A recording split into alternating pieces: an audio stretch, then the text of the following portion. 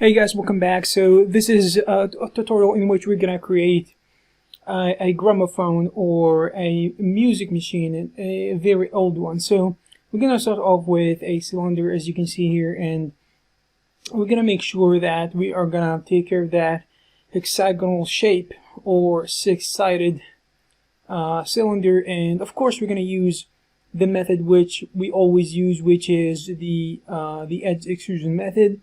We are making sure that we're gonna keep holding shift all the time, and we're gonna move these edges in order to extrude them. And this is a fairly basic method that I usually use in order to generate most of my results, because I like to have more control over the process.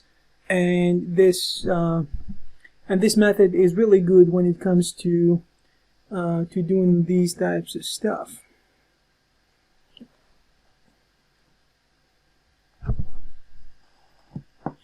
Alright, so as you can see here, we're trying to create the basic or the building block for this machine, and of course we're gonna change all of these later if necessary, but the most important thing first of all is to block out the overall shape or the geometry of our model, just to kind of create something, and as we go we're going to modify that thing in order to get to where we want to go.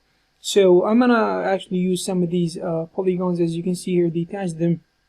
I just detached a few of these polygons because we're going to use them as a starting point rather than just kind of starting another creating another piece of geometry or plane or box. We are going to use something that already exists in order to save time and of course to be more accurate. So I just applied the shell modifier, which is a very good modifier when it comes to actually adding thickness to planes or anything that is two-dimensional and bring it to the third dimension. So we're going to copy these 6 times around, and as you can see here, we just copied it 5 times, I should say, and change the material a little bit because we want to see better what's going on here. And also we want to add some edges here. So I just added one edge, lift it up a little bit, and extruded as you can see. And chamfering this edge is going to give us the ability to kind of smooth things out, and I pretty much use the chamfer modifier for that purpose, and it is really good when it comes to it. And as you can see also here, I'm trying to adjust the shape or how our model looks, and this is kind of a continual process, kind of going back and forth trying to make sure that it looks good. And an even better method is actually to use what we call a reference image or a blueprint or something like that we are going to rely on in the viewport to be able to get better results.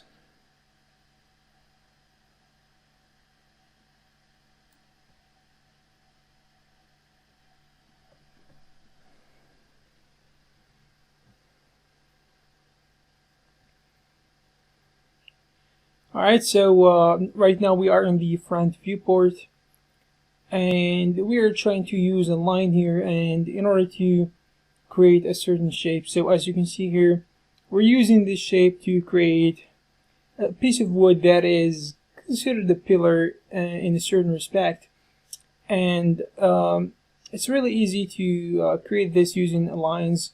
And as you can see, I just created a line that we will actually convert to a 3D model in just a few minutes. So as you can see, I'm using this tool here, the filler tool, in order to smooth things out. But the problem with this tool, of course, is that later when we convert it, we're gonna end up having so many edges and vertices anyways.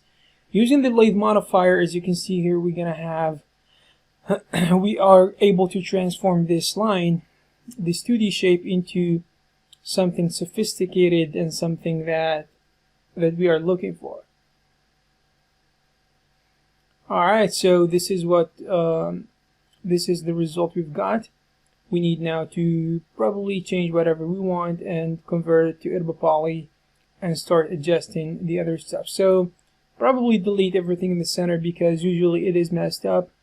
I don't know, that this is something funny because as long as I remember 3ds Max having this modifier, that error still exists somehow, which is kind of the polygons inside are a little bit messed up. But anyways, as long as it is not a dramatic problem, I'm not gonna focus on it too much because it's not affecting the amount of time or the quality of the results that I'm getting, so it's not that big of a deal. So we're gonna apply the Symmetry modifier in order to bring the other half, and this is obviously something we have to do. And we can adjust, actually we can adjust how this piece looks as we please, because this is all subject to change in any given moment depending on how it fits with the rest of the pieces, and this is really important. And of course I'm looking at reference images on my second monitor that you can't see because I can't show you double monitors, and it's not even necessary.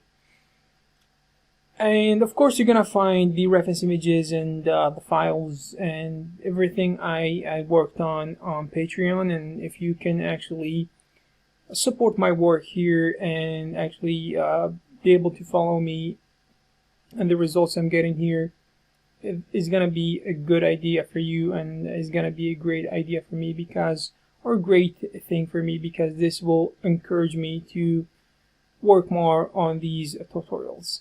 So here we'll try to make sure that we are going to be able to align these pieces perfectly with this hexagon and make it look like it is part of the model.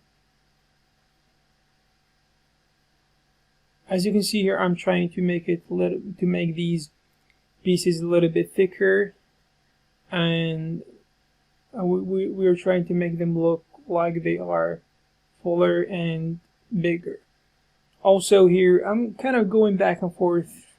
This area here somehow I was not completely satisfied with the results. Now probably we're gonna leave it as it is.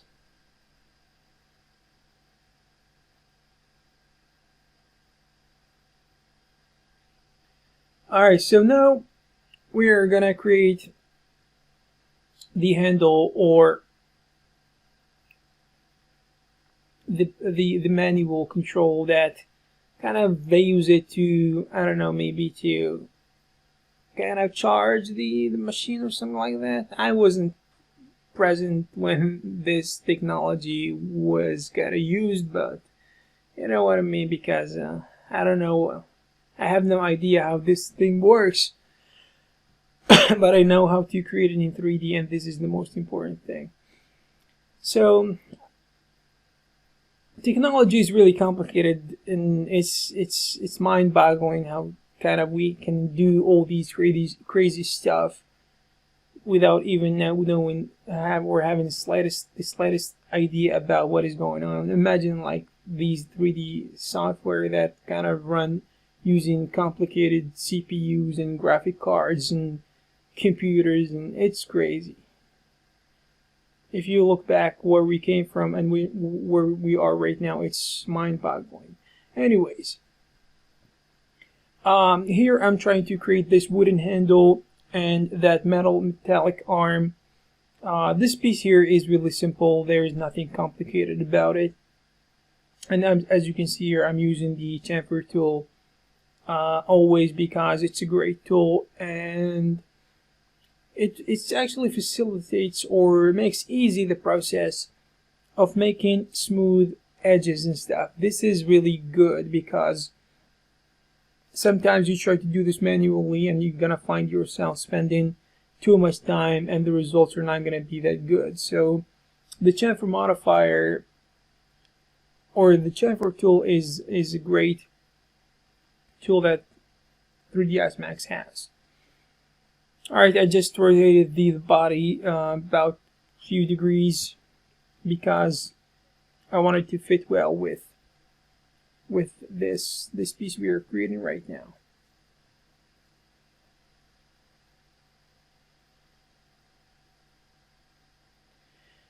Alright, make sure it is in the right place.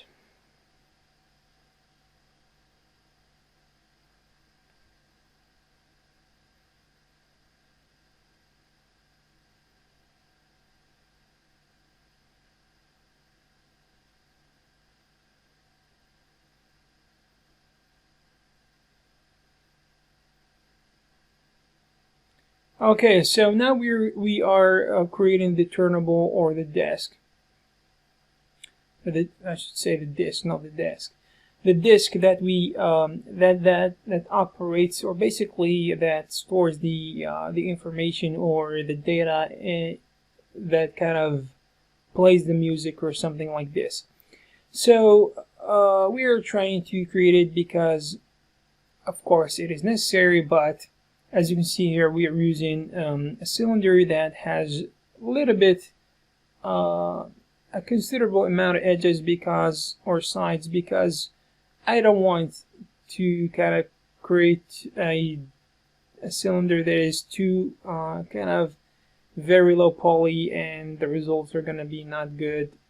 I don't want the results to be unacceptable when we do baking, because usually when we create something that is not high poly, or kind of not create the amount of polygons is not sufficient, it's not going to look good when we do the bake in Substance Painter. So we need to consider lots of stuff before actually you kind of make progress and jump to the other parts. So it's extremely important to actually know ahead of time what's going to happen, and how what you're doing right now is going to affect what is going to happen next.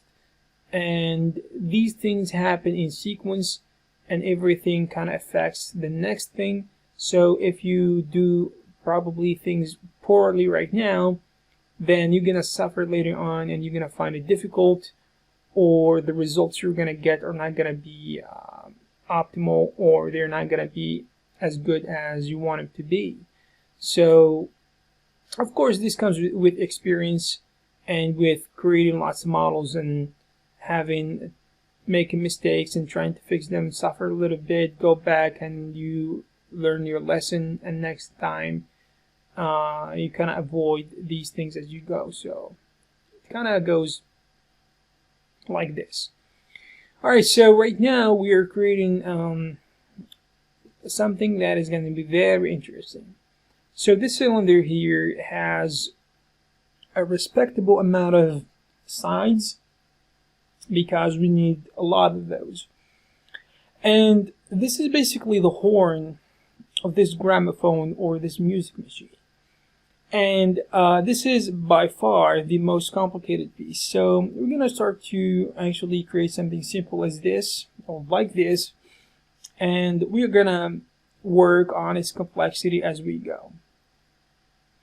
So a good approach always is to start simply with something very simple, and as you block out the shape of the piece or the model, you're going to adjust and modify, because this is going to make it easier, rather than creating something very high poly from the start and finding it extremely difficult to adjust.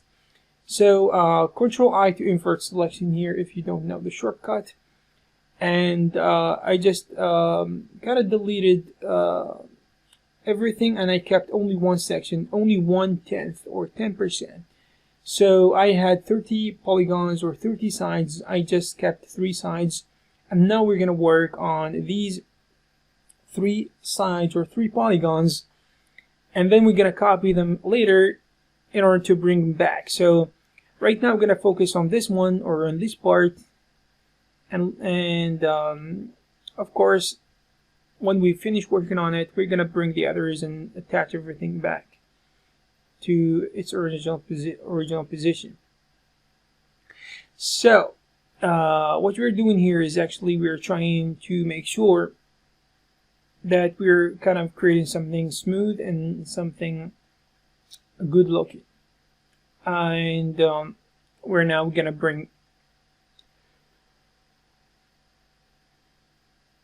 everything using the array, and probably you have not seen that. If you didn't see what I've done, just go back and pause the video. I just went with 10 degrees with 36 degrees and 10 copies on the z-axis rotation. So right now we attach everything together, and we're gonna make sure that everything is very well everything or all the vertices are welded. So select everything, go to the weld tool, and make sure everything is welded properly. So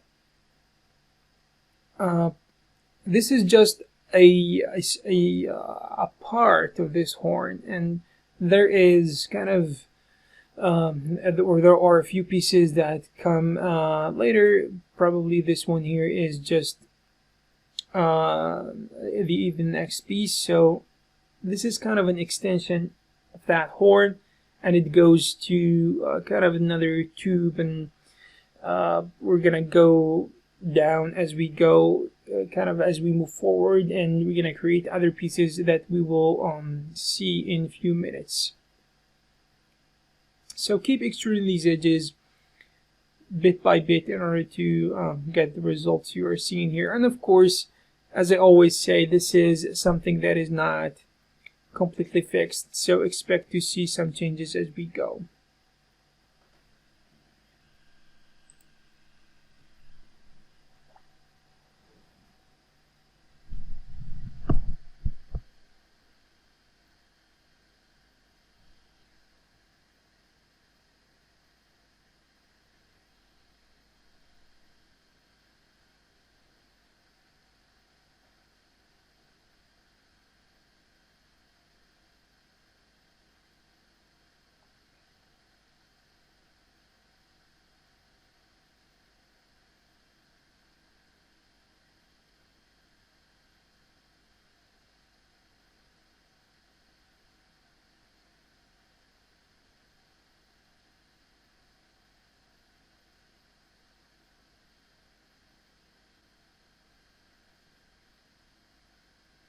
Alright, so we just worked on that corner. It seems like it is a little bit, it seems interesting, but there are a few difficulties we need to take care of. And we're gonna jump now to the next piece, or the next part of this extension, or the extension of that part we are working on.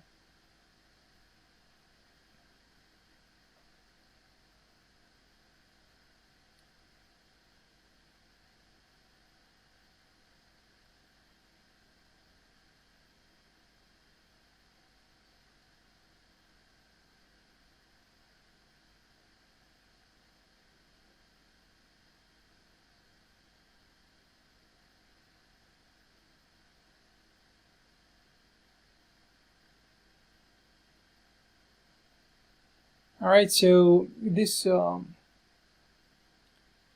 this corner here is important, and using a line here kind of helps us a lot, because creating it manually is not going to be that easy, and it's going to be less accurate, of course.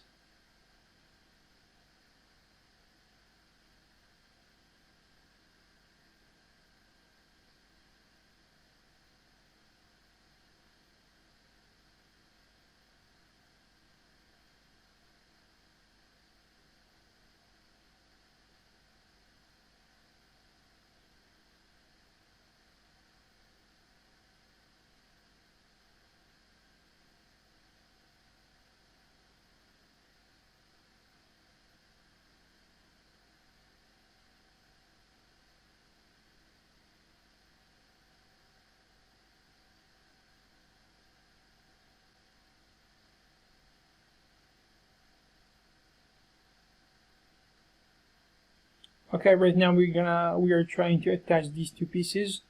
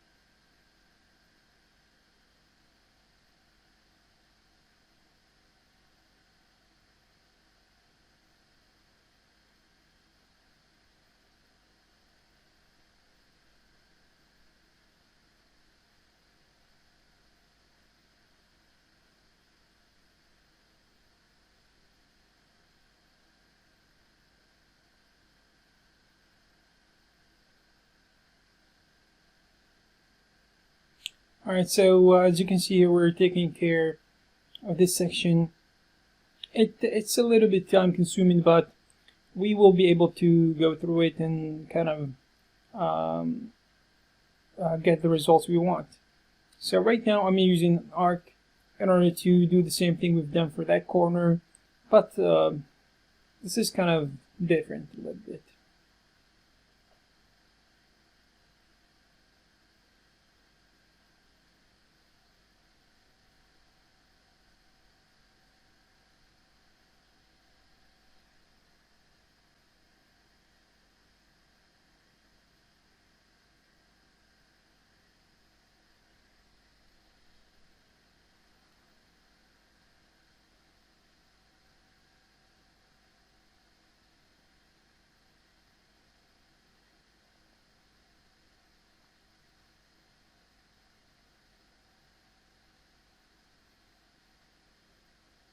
Of course, the angles here are extremely important because this is how it's made. So we have to follow this, or the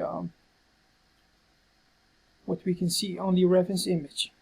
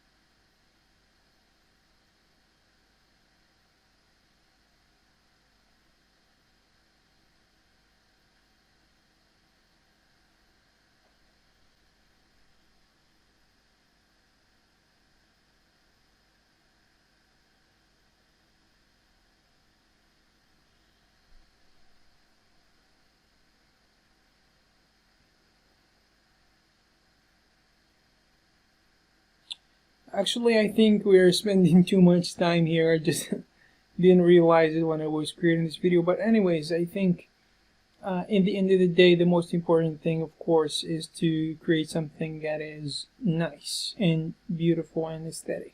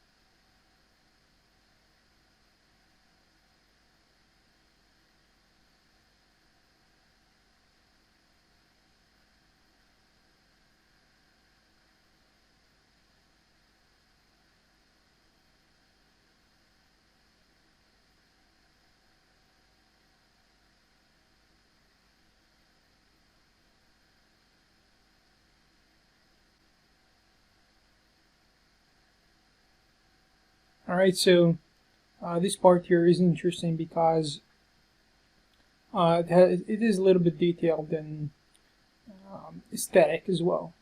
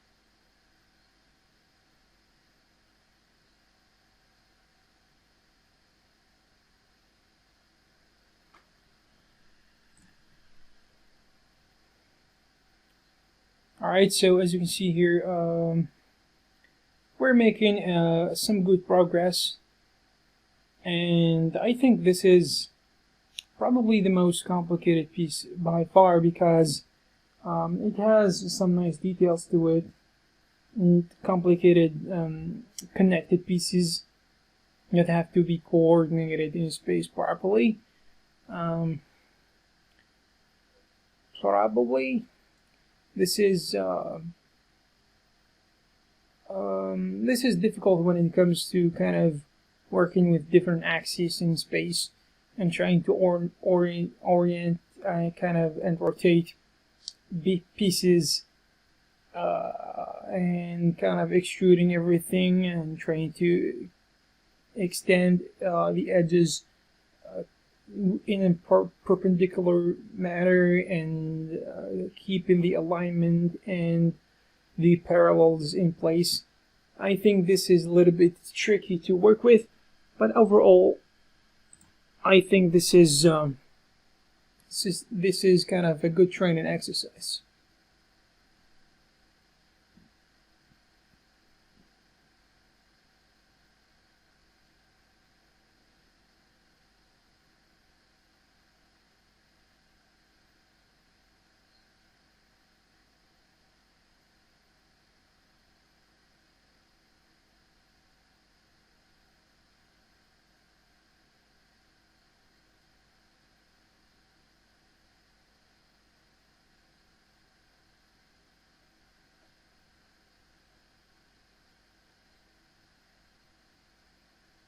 Alright, so right now we are working on this needle, which is probably the end of this road we are working on right now.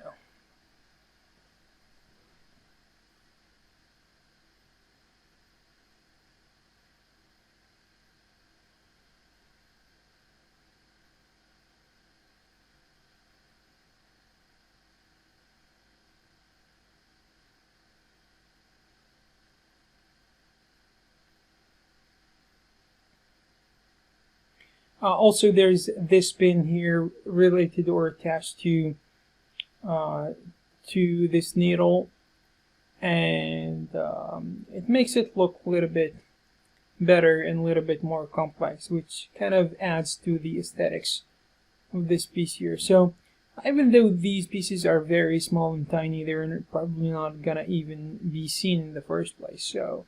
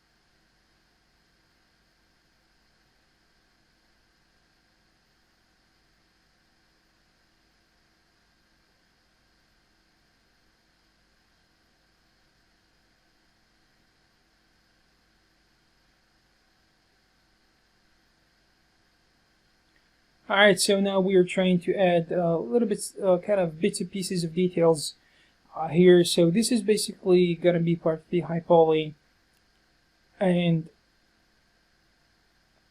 we'll try to make sure that we're going to get this done the right way. So we're going to select the separating line between the 10 pieces.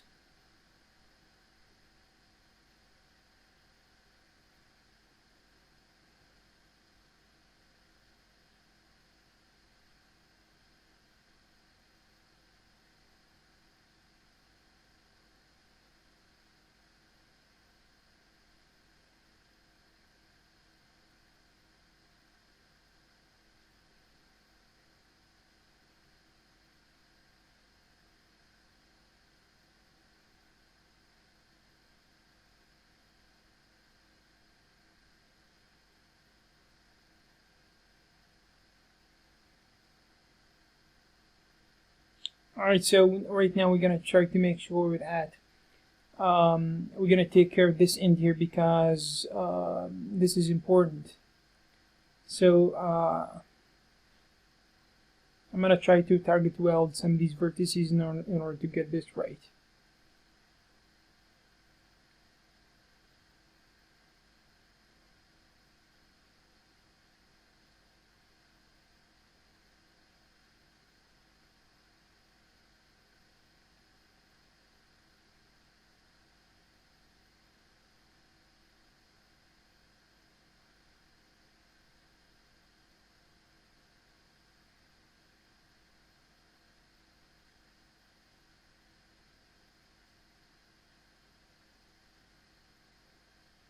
Alright, so we're going to select all of these polygons,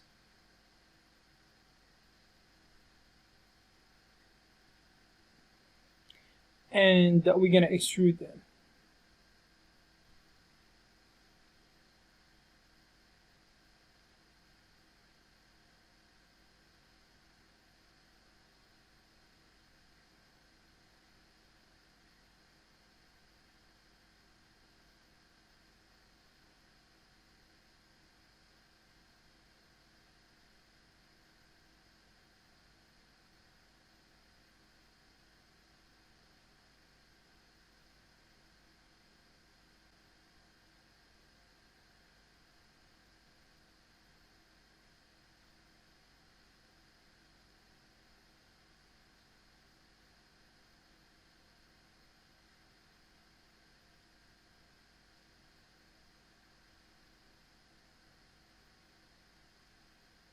Alright, so right now we are trying to create a floating geometry using these polygons.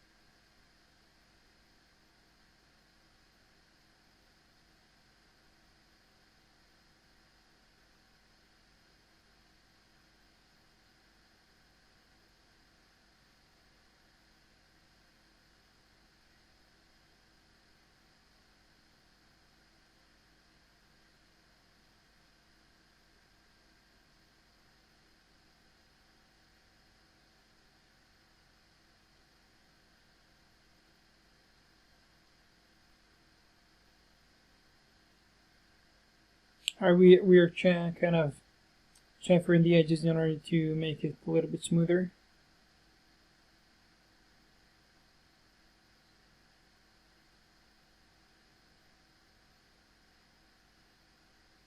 Also, we are copying this floating geometry, and we're going to put it in the right position.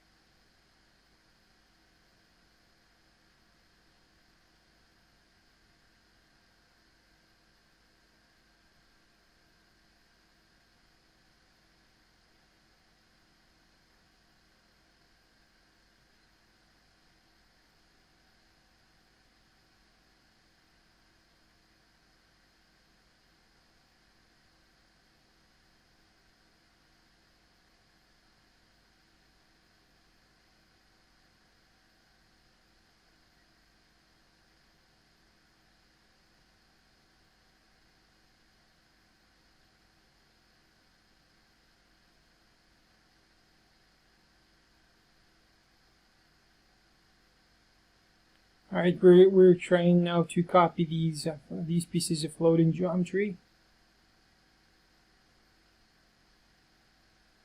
The same thing we've done before.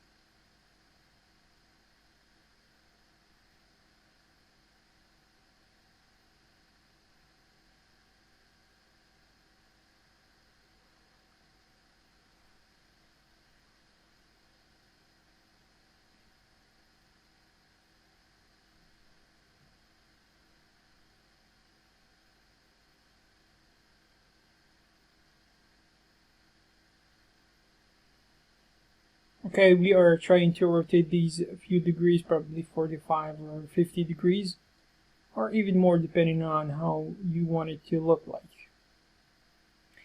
And we're gonna try to attach this upper piece to the lower piece. We're gonna try to do this as smooth as possible.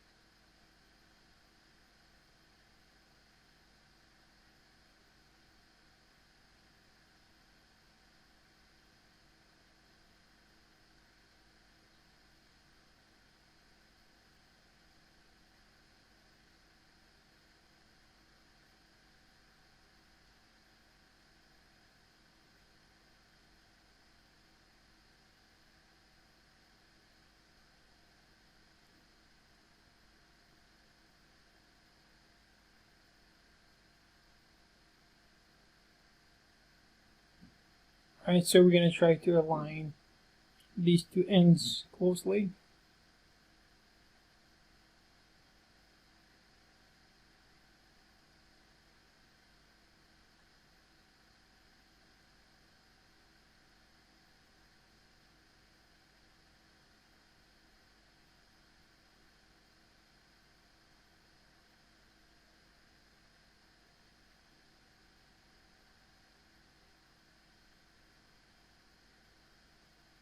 Alright, so I just cut these edges, and we just removed some of these polygons, and now we're ready to weld everything together.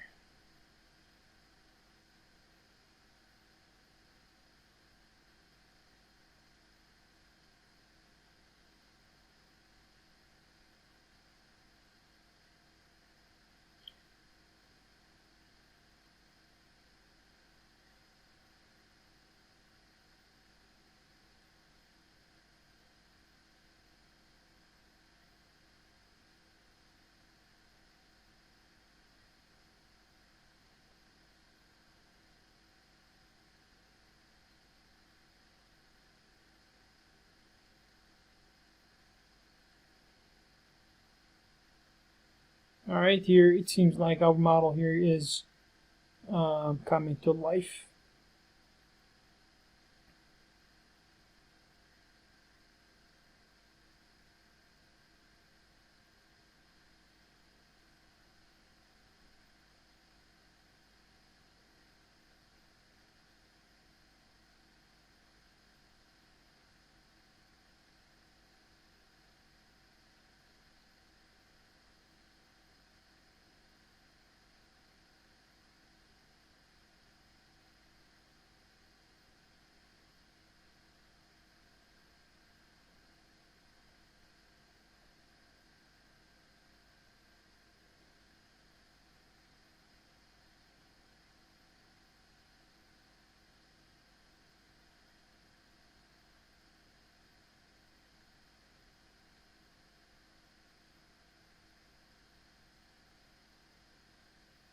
Alright, we're trying to add a few details here. Also, we're gonna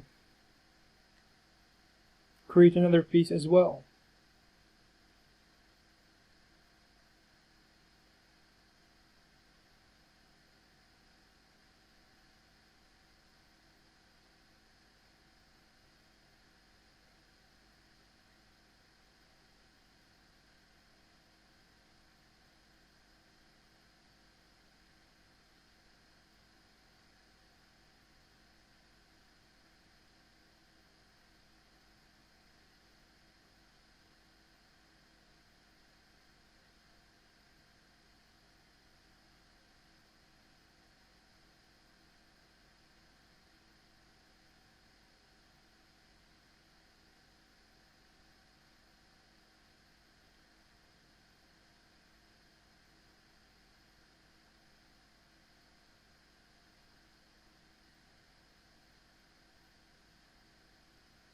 Alright, so I just skipped a few pieces here because I lost the files somehow, or just didn't record it for whatever reason. I just added few pieces, as you can see, and if you can take a look at the reference images, you're going to be able to have a clear idea of, about what I've done. So here we have the high poly and we have the low poly, and we're gonna create two layers, one for the high poly and one for the low poly. Probably the reason for why I didn't actually have the files probably kind of took too long, and I was kind of it was taking unnecessarily longer period of time. So right now we're gonna work on the high poly. We just hit the low poly, and this is the high poly. We're gonna add some support edges because this is important in order to have nice and clean and highly smooth high poly version of this gramophone.